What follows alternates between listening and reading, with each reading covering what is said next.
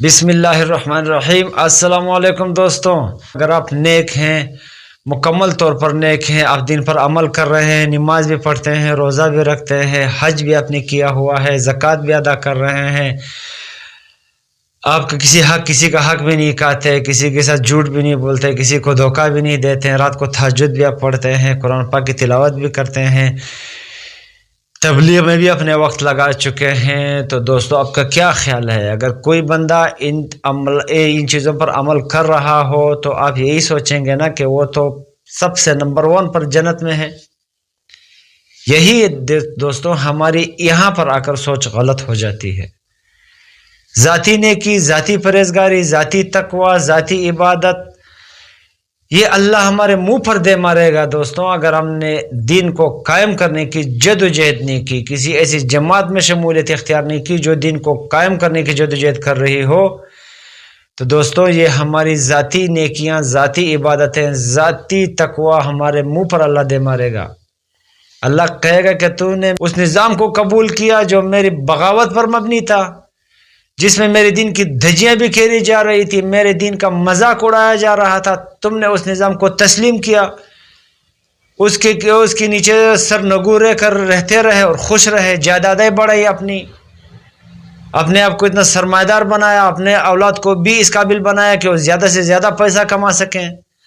اور ہمارے دین کا جو مذاق معاشرے میں اڑایا جا رہا تھا اس پر آپ کا رنگ بھی متغیر نہیں ہوا۔ معاشرے میں آپ کیا کر رہے تھے؟ معاشرے میں جو برائیاں پھیل رہی تھیں اس میں آپ کا دل میں آپ کا درد پیدا ہوا کہ آپ زبان سے بولے، یا آپ نے جو ہے نا عملی جہاد کیا، طاقت کا استعمال کیا۔ تو دوستوں اگر آپ یہ کام نہیں کر رہے دوستوں تو ذاتی نیکیاں، تقوی آپ کے منہ پر دے ماری جائے گی۔ حدیث جبرائیل آپ کو سناؤں؟ جبرائیل علیہ السلام نے حضور صلی اللہ علیہ وسلم سے کہا کہ ایک دفعہ اللہ نے مجھے حکم دیا کہ جا کر فلاں فلاں بستی ان کے رہنے والوں سمیت پلٹ دو۔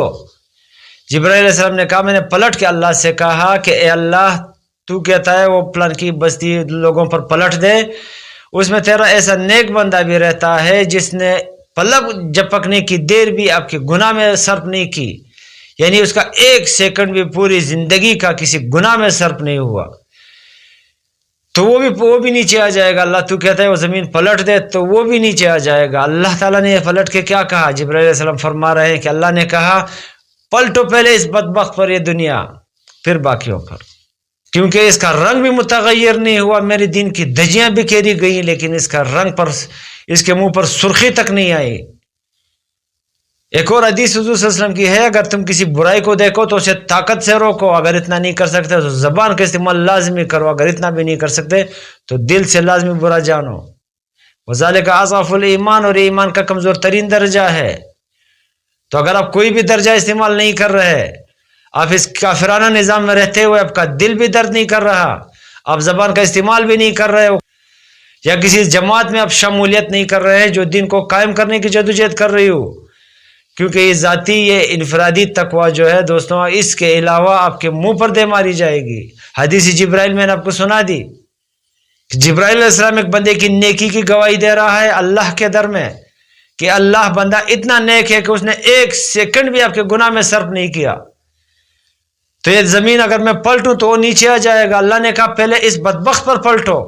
پھر باقیوں پر۔ تو ہماری نیکی، ہماری تقوی کہاں گئی دوستو؟ اگر ہم جتنا بھی نیک اور تقوی دار بننے کی کوشش کریں اتنا نہیں بن سکتے جتنا کہ جبرائیل گواہی دے رہا ہے اس بندے کی،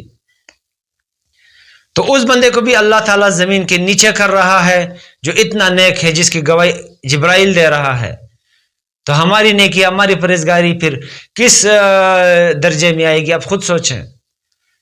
اس پہ اگر ہم مطمئن رہے اور پاؤں پہ لا کر بیٹھے رہے، اپنی جائیدادوں کو طول دیتے رہے، اللہ کے دین کی دھجیاں بھی کھیری جا رہی ہوں اور ہمارے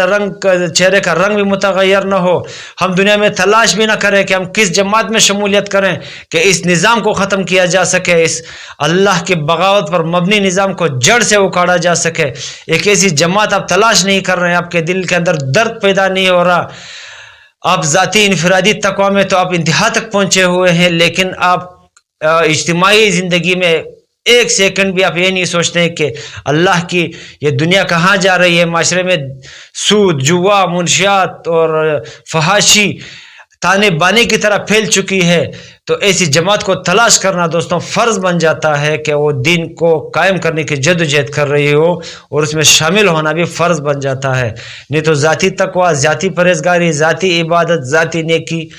اگر آپ یہ کام نہیں کر رہے ہیں تو دوستوں منہ پر دے ماری جائے گی، جیسے اس بندے کے منہ پر دے ماری گئی جو جبرائیل علیہ السلام نے جس کی گواہی دی کہ اس نے 1 سیکنڈ بھی آپ کے گناہ میں صرف نہیں کیا، پھر بھی اللہ نے اس پر زمین کو پلٹ دیا اور اس کو زمین کے نیچے دبا دیا۔ تو دوستوں ہماری ذاتی انفرادی نیکی کے ساتھ ساتھ